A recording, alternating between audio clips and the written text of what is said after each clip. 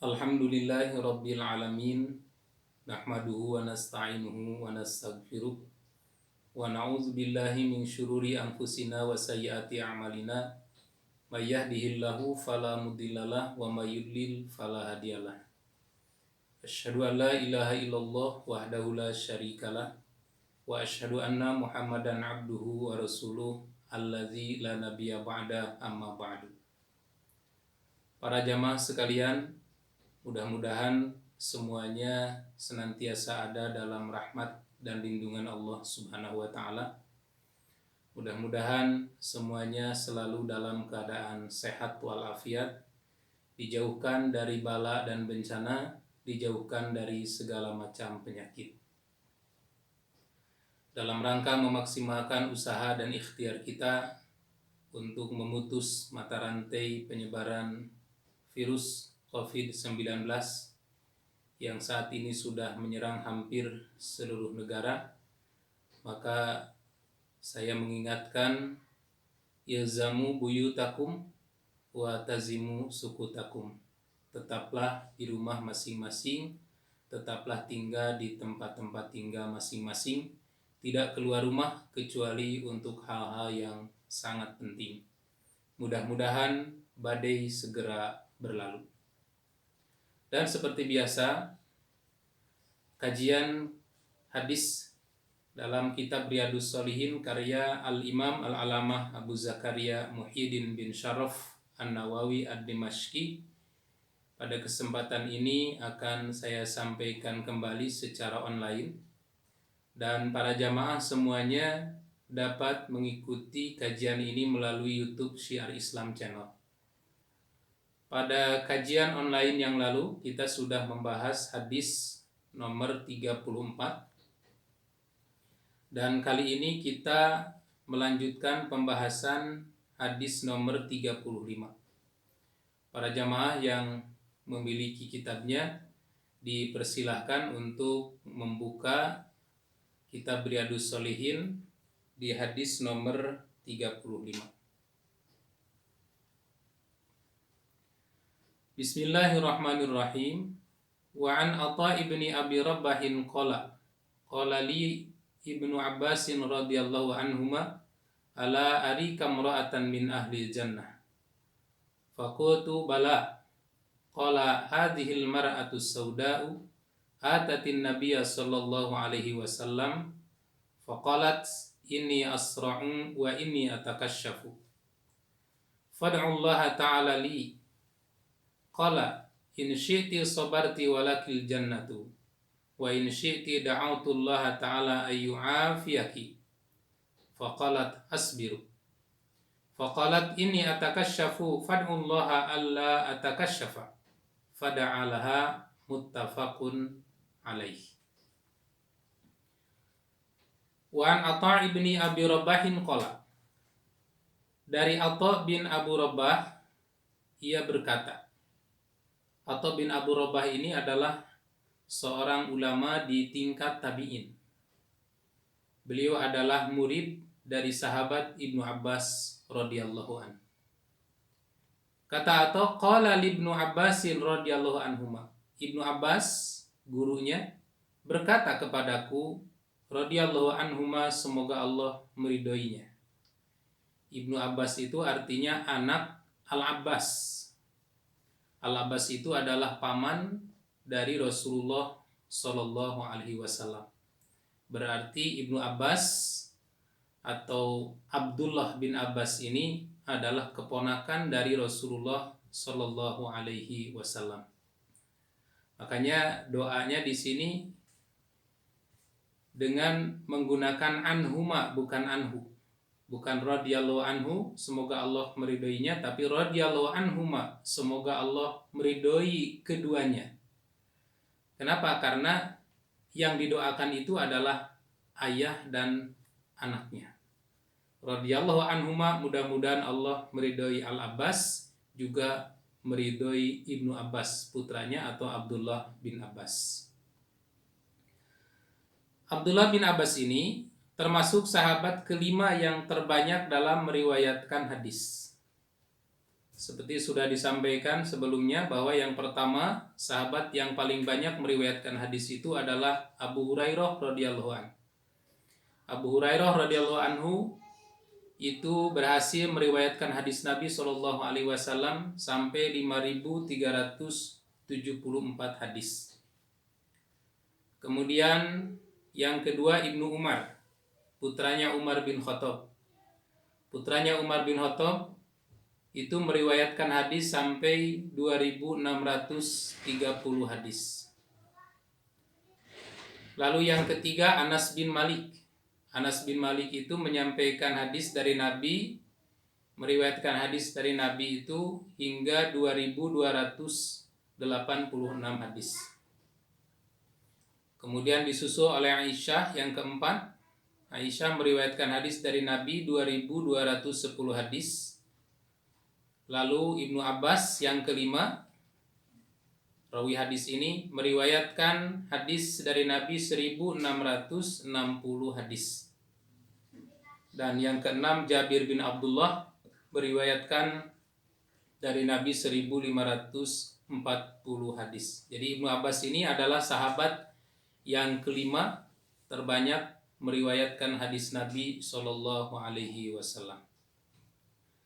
Dan Ibnu Abbas ini termasuk sahabat yang mendapatkan doa istimewa dari Rasulullah Shallallahu Alaihi Wasallam karena pengabdiannya kepada Nabi, yakni seperti sahabat yang lain, seperti sahabat Anas bin Malik, dia menjadi khadim, pelayan yang melayani Rasulullah Shallallahu Alaihi Wasallam, menyediakan air wudhunya. Seperti diceritakan dalam hadis riwayat Imam Al-Bukhari bahwa pada satu saat kata Ibnu Abbas, "Dhammanin Nabiyyu sallallahu alaihi wasallam ila sadrihi." Nabi sallallahu alaihi wasallam memelukku ke dada beliau, didekap, dipeluk. Kemudian waqala, sambil memeluk, Nabi sambil mendoakan. Doanya adalah Allahumma alimhul hikmah. Ya Allah, ajarkanlah hikmah, ilmu hikmah kepada Ibnu Abbas ini, kepada Abdullah bin Abbas ini. Dan inilah cara Rasulullah Shallallahu Alaihi Wasallam memotivasi anak kecil dengan mendoakan dan sambil didekap. Maka ini juga dapat dipraktekkan oleh Bapak Ibu semuanya yang sudah memiliki putra-putri, misalnya memiliki harapan kepada putra-putrinya agar putra-putrinya menjadi seorang yang hafid Al-Quran. Maka caranya didekap, dipeluk anak itu sambil didoakan, mudah-mudahan Allah Subhanahu wa Ta'ala memudahkanmu untuk menghafal Al-Quran. Mudah-mudahan Allah Subhanahu wa Ta'ala menjadikanmu seorang hafid Al-Quran. Mudah-mudahan Allah Subhanahu wa Ta'ala menjadikanmu sebagai ulama besar, khadimul Quran was sunnah, sebagai pelayan Al-Quran dan As-Sunnah yang menyebarkan Al-Quran dan As-Sunnah. Atau harapan-harapan lain, harapan-harapan baik lainnya yang diharapkan oleh Bapak Ibu sekalian, ini dapat dipraktekkan sebagaimana halnya Rasulullah Shallallahu Alaihi Wasallam saat memotivasi Ibnu Abbas. Ibnu Abbas itu dipeluk oleh Nabi, kemudian sambil didoakan. Dan di dalam hadis lain dikatakan doanya ada tambahan. Di samping mendoakan supaya Ibnu Abbas itu diajari ilmu hikmah, kefahaman terhadap Al-Quran dan As-Sunnah. Dalam riwayat Musnad Ahmad dikatakan bahwa Rasulullah Shallallahu Alaihi Wasallam pada saat itu, kata Ibnu Abbas, sedang berada di rumah Maimunah. Dan Maimunah ini bibinya Ibnu Abbas. Fawada'tu lahu wadu'an minal lail. Kata Ibnu Abbas, maka aku menyiapkan air wudu untuk Rasul di malam hari, untuk berwudu saat Nabi Shallallahu Alaihi Wasallam mau melaksanakan sholat malam, sholat qiyamul lail atau tahajud. Qala, kata Ibnu Abbas, faqalat Maimunah, Lalu Maimunah istri Rasulullah Shallallahu Alaihi Wasallam yang juga merupakan bibi dari Ibnu Abbas berkata, "Ya Rasulullah, wadu'alaka hadza Abdullah ibnu Abbasin." Yang menyiapkan air wudhu untukmu ini adalah Ibnu Abbas radhiyallahu anhu. Maka karena Nabi Shallallahu Alaihi Wasallam merasa bersyukur, berterima kasih dengan pelayanan Ibnu Abbas, dengan khidmatnya Ibnu Abbas kepada Rasulullah Shallallahu Alaihi Wasallam, maka kemudian Nabi mendoakan, Allahumma faqihu fid din wa 'allimhu ta'wil. Ya Allah, fahamkanlah dia, fahamkanlah Ibnu Abbas di dalam urusan agama. Wa 'allimhu ta'wil. Ya Allah, ajarkanlah kepada Ibnu Abbas itu ilmu ta'wil, ilmu tafsir. Nah, maka dengan doa Nabi Shallallahu Alaihi Wasallam ini, dengan keberkahan dari doa Nabi Shallallahu Alaihi Wasallam ini, maka di kemudian hari Ibnu Abbas ini menjadi seorang anak muda yang luas pemahaman ilmu agamanya dan memiliki kecerdasan, kelebihan dalam memahami ayat-ayat Al-Quran, dalam menafsirkan ayat-ayat Al-Quran. Hingga karena keluasan ilmu yang dimiliki oleh Ibnu Abbas, karena keluasan pemahaman Ibnu Abbas terhadap Al-Quran dan Sunnah Nabi Shallallahu Alaihi Wasallam, maka pada satu saat Ibnu Abbas ini oleh Umar bin Khattab dibawa untuk bergabung dengan para sahabat-sahabat senior. Karena Ibnu Abbas ini termasuk sigharus sahabat, sahabat kecil, sahabat muda. Dan pada zaman Umar ini ada kelompok sahabat-sahabat senior yang pernah mengikuti perang Badar. Nah, ini diceritakan di dalam hadis riwayat Imam Al-Bukhari. Kata Ibnu Abbas, "Kana Umaru yudkhiluni ma'a asyahi Badrin." Suatu ketika Umar bin Khattab memasukkan aku dalam sebuah kelompok para sahabat senior yang mengikuti perang Badar. Dewan syuroknya di zaman Umar bin Khattab, yaitu sahabat-sahabat senior yang pernah mengikuti perang Badar. Faka'anna ba'duhum wajada fi nafsih.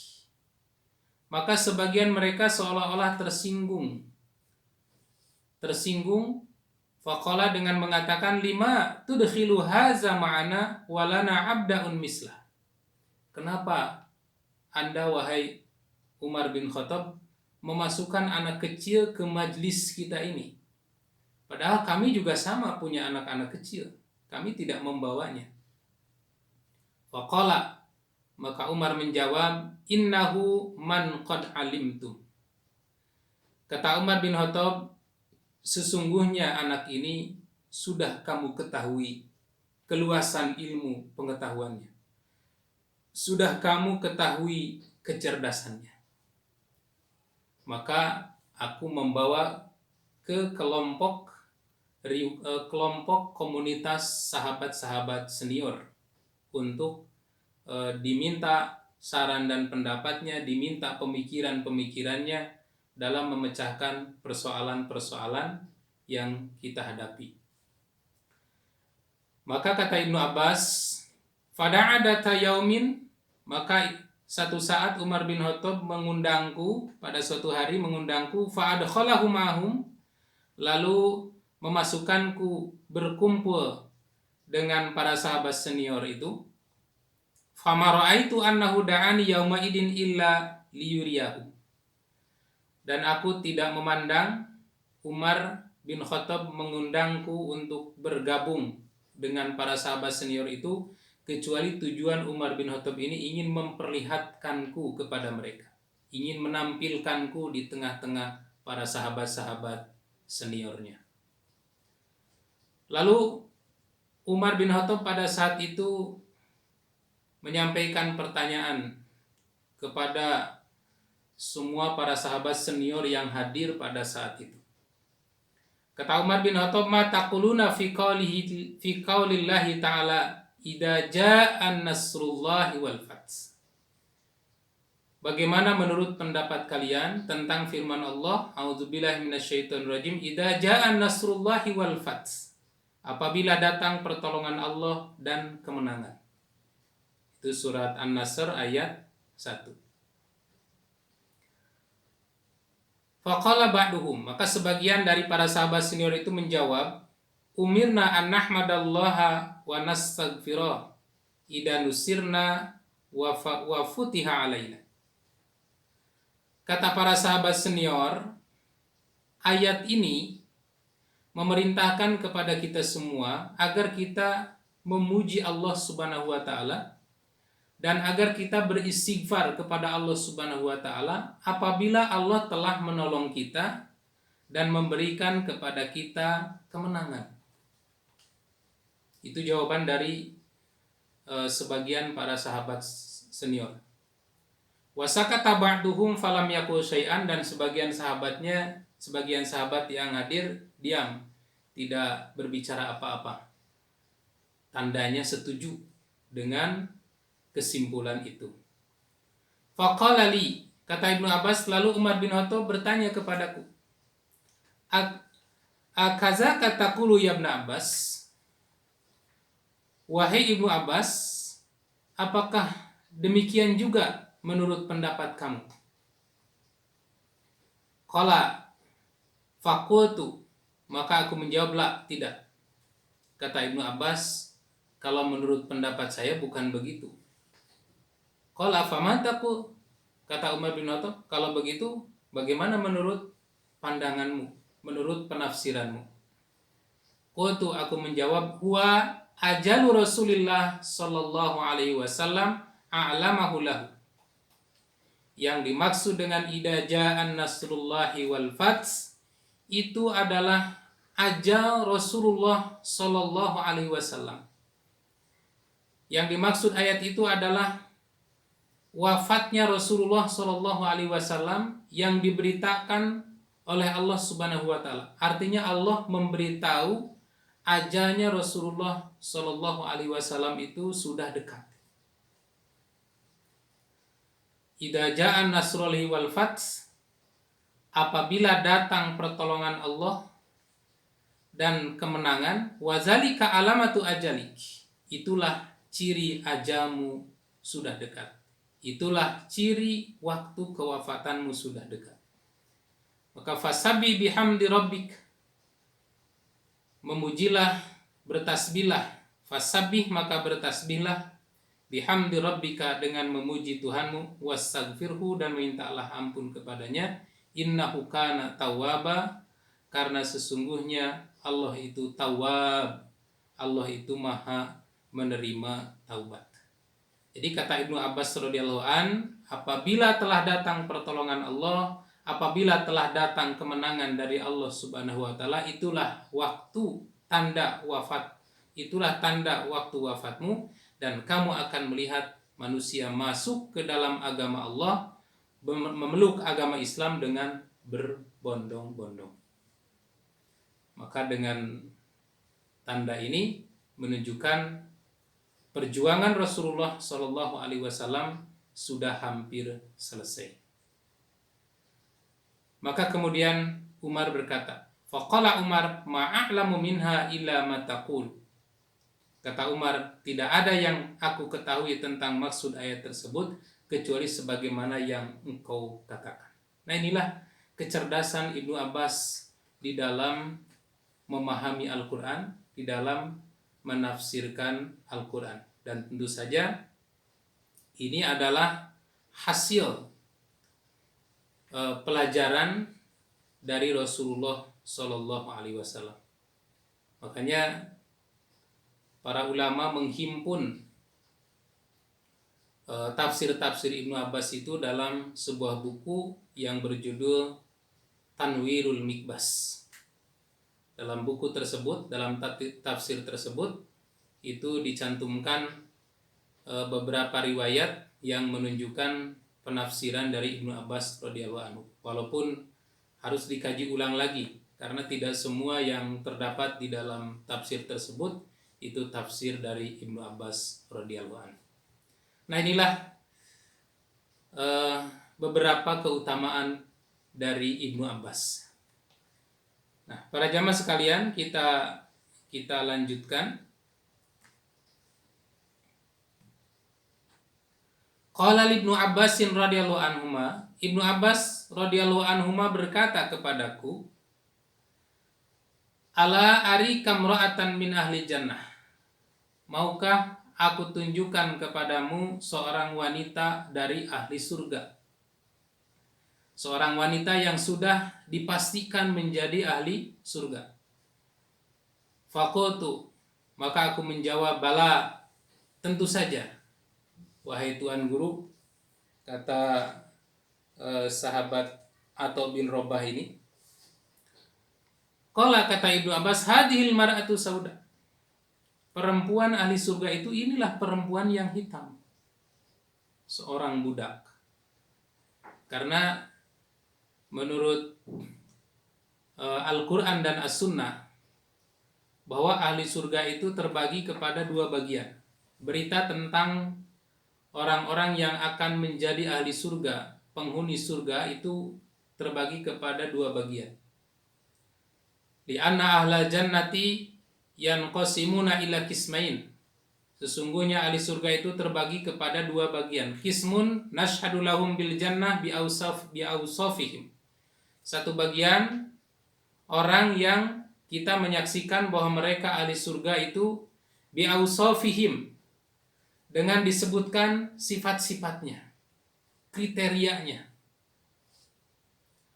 Wa ismun nashhadu lahum bil jannah bi a'yanihim. Dan sebagian yang lainnya kita menyaksikan orang yang ditetapkan sebagai ahli surga itu bi a'yanihim, dengan mata-mata mereka, dalam arti sudah ditetapkan orang-orangnya, disebutkan secara jelas, secara kasat mata disebutkan namanya. Kalau di zaman Nabi ditunjukkan orangnya. Nah, ammal ladzina nashhadu lahum bil jannah bi awsafihim, adapun orang yang kita menyaksikan bahwa mereka itu insya Allah akan menjadi ahli-ahli surga, akan menjadi penghuni-penghuni surga. Dari mana kita tahu? Bi awsafihim. Kita mengetahui dari sifat-sifatnya. Fa kullun mu'minun kullun mutqinun. Siapa orang yang dijamin oleh Allah menjadi ahli surga disebut sifat-sifatnya? Fakulun mu'minun. Itulah setiap orang mukmin. Setiap orang mukmin itu dijamin sebagai ahli surga. Wa kullun mutqinun. Setiap orang yang bertakwa, itulah orang yang dijamin sebagai ahli surga. Sebagaimana difirmankan oleh Allah Subhanahu wa taala di dalam surat Ali Imran, di antaranya di dalam Quran surat Ali Imran, a'udzubillahi minasyaitonir rajim, uiddat lil muttaqin. Surat Ali Imran ayat 133. Uiddat lil muttaqin. Surga itu disediakan untuk orang-orang yang bertakwa. Maka kullu mutqinun, setiap orang yang bertakwa kepada Allah Subhanahu wa taala, al-muttaqun, itu insyaallah dia adalah ahlul jannah. Kemudian yang kedua, sifat ahlul jannah itu disebutkan dalam surat Al-Bayyinah ayat 8, innal ladzina amanu wa amilus sholihat. Sesungguhnya orang-orang yang mukmin dan beramal soleh, ulaika hum khairul bariyah. Mereka itu adalah sebaik-baik makhluk. Jazaohum inda rabbihim jannatu adnin. Balasan mereka di sisi Tuhan mereka ialah surga Aden. Tajri min tahtihal anhar, yang mengalir di bawahnya sungai-sungai, khalidina fiha, kekal di dalam surga itu abadan selama-lamanya. Radhiyallahu anhum, Allah ridho atas mereka. Waradu anhu, dan mereka juga ridho kepada Allah. Allah ridho kepada orang-orang mukmin, orang-orang yang bertakwa menempati surga Aden itu. Orang-orang mukmin juga merasa ridho, merasa puas dengan fasilitas, dengan keberkahan, dengan rahmat kenikmatan yang diberikan kepada mereka. Zalika liman khasyya rabbah, yang demikian itu adalah balasan bagi orang yang takut kepada Tuhannya. Nah, inilah orang-orang yang disebutkan oleh Allah sifatnya. Jadi faqulul mu'min muttaqin ya'malus salihah, setiap orang mukmin, setiap orang yang bertakwa yang melakukan amal-amal soleh, maka fa innana nashhadu bi annahu min ahli jannah, kita menyaksikan, kita bersaksi bahwa mereka itu min ahli jannah, termasuk dari kelompok ahli surga. Walakin la naqulu huwa fulan wa fulan, tapi kita tidak dapat mengatakan si anu dan si anu, siapa orangnya. Wallahu a'lam bishawab. Yang jelas setiap orang mukmin, setiap orang yang bertakwa itu ahli jannah. Tapi kita tidak dapat menyebutkan orangnya, A, B, C, D, E-nya siapa. Kenapa? Karena li'annana la nadri ma yuhtamu lahu. Karena kita tidak tahu apa yang terjadi di akhir hayatnya. Apakah dia termasuk husnul khatimah atau malah sebaliknya, su'ul khatimah. Dan mudah-mudahan kita semuanya diwafatkan oleh Allah Subhanahu wa taala dalam keadaan husnul khatimah, sehingga kita mendapatkan jaminan dari Allah termasuk min ahlil jannah, termasuk dari ahli-ahli surga. Kemudian yang kedua, kenapa kita tidak dapat menentukan A, B, C, D, E-nya, si fulan dan si fulannya? Wala nadri hal batinuhu kadzahiri. Karena kita tidak tahu apakah batinnya, apa yang ada dalam jiwanya, dalam ruhaniyahnya, dalam hatinya itu sama seperti yang terlihat. Apakah kalau kita bertemu dengan orang mukmin, kemudian dia terlihat beramal baik, rajin beribadah, apakah hatinya juga sama? Kalau kita bertemu dengan orang yang bertakwa, dengan orang yang beriman, yang kita lihat secara kasat mata menjalankan perintah-perintah Allah Subhanahu wa taala, menjauhi larangan-larangan Allah, apakah apa yang dilakukan oleh amal perbuatannya, apa yang diucapkan oleh lisannya sama dengan apa yang ada dalam hatinya? Wallahu a'lam bishawab. Maka oleh karena itu, falidzalika la nashhadu lahu bi'aini. Oleh karena itu kita tidak dapat menentukan dengan pasti bahwa dia itu sebagai ahli surga. Nah, tetapi dengan jaminan Allah Subhanahu wa taala, setiap orang mukmin yang bertakwa dan beramal soleh, apabila memang lahir dan batinnya sama seperti lahirnya, dan dia meninggal dalam keadaan husnul khatimah, insyaallah hum min ahli jannah, mereka itu termasuk ahli surga. Kemudian yang kedua, ahli surga itu ada qismun akhar nashhadu lahu bi'aini. Ada bagian yang oleh Allah Subhanahu wa taala sudah disebutkan dengan pasti orang-orangnya secara khusus. Wa hum alladina syahida lahumun nabiyyu sallallahu alaihi wasallam bi annahum fil jannah mislul usratil mubasysyirina bil jannah. Adalah mereka yang sudah disaksikan oleh Nabi Shallallahu Alaihi Wasallam bahwa dia itu termasuk ahli surga, seperti diantaranya 10 sahabat Nabi yang sudah diberi kabar gembira bahwa dia itu termasuk ahli surga. Mereka itu diantaranya Abu Bakar radhiyallahu an, Umar bin Khattab radhiyallahu an, Utsman bin Affan radhiyallahu an, Ali bin Abi Thalib, Sa'id bin Zaid, Sa'ad bin Abi Waqqas, Abdurrahman bin Auf, Talhah bin Ubaidillah, kemudian Abu Ubaidillah bin Amir bin Jarrah, Zubair bin Awam radhiyallahu an. Mereka itu 10 orang sahabat ini sudah dijanjikan oleh Nabi Shallallahu Alaihi Wasallam berdasarkan wahyu dari Allah Subhanahu Wa Taala bahwa mereka itu al-mubasysyirina bil jannah, sudah diberi kabar gembira bahwa mereka adalah ahli-ahli surga. Kemudian yang lainnya mislu Sabit bin Qais bin Syammas, kemudian Sa'ad bin Mu'ad, Abdullah bin Salam, Bilal bin Rabah, dan yang lainnya, mereka juga sama, itu sudah dijanjikan oleh Allah Subhanahu wa taala sebagai ahli surga. Maka termasuk salah satu dari keimanan dan keyakinan kita harus bersaksi wa nashhadu bi anna Umar fil jannah.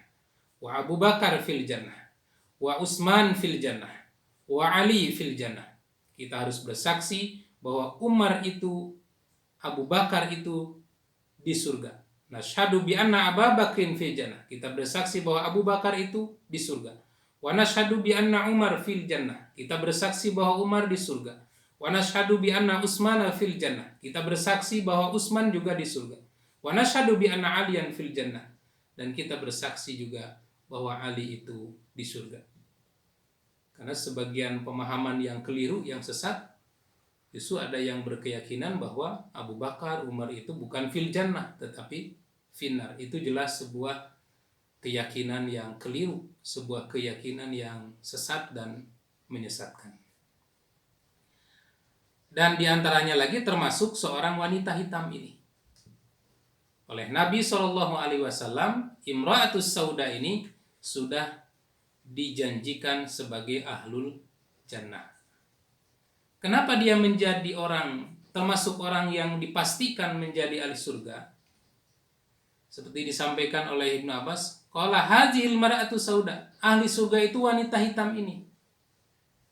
Kenapa dia menjadi ahli surga? Atatin Nabiyya sallallahu alaihi wasallam, karena dia pernah datang kepada Nabi sallallahu alaihi wasallam, faqalat, lalu berkata, ini usra'un, ya Rasulullah, aku ini punya penyakit usra, itu epilepsi. Usra, sering pingsan akibat epilepsi. Epilepsi itu penyakit ayan, adalah gangguan sistem saraf pusat akibat pola aktivitas listrik otak yang tidak normal katanya. Dan hal itu menimbulkan keluhan kejang-kejang, sensasi dan perilaku yang tidak biasa hingga hilang kesadaran. Nah, karena dia mengidap penyakit epilepsi ayan, kemudian sampai tidak sadarkan diri, wa ini atakasyafu, sehingga auratku juga sering terbuka. Maka karena itu dia datang kepada Rasulullah Shallallahu Alaihi Wasallam, minta didoakan. Doakan aku ya Rasulullah supaya aku sembuh. Fadullah ta'ala li, berdoalah kepada Allah untukku agar aku disembuhkan dari penyakit epilepsi ini. Nah, tetapi apa kata Nabi Shallallahu Alaihi Wasallam? Ketika Nabi Shallallahu Alaihi Wasallam diminta untuk mendoakan Imro'ah Sauda ini, perempuan hitam ini yang menderita penyakit epilepsi, Nabi malah memberikan pilihan. Kata Nabi, in syi'ti sabarti walakil jannah. Jika kamu mau sabar, maka bagimu akan mendapatkan surga.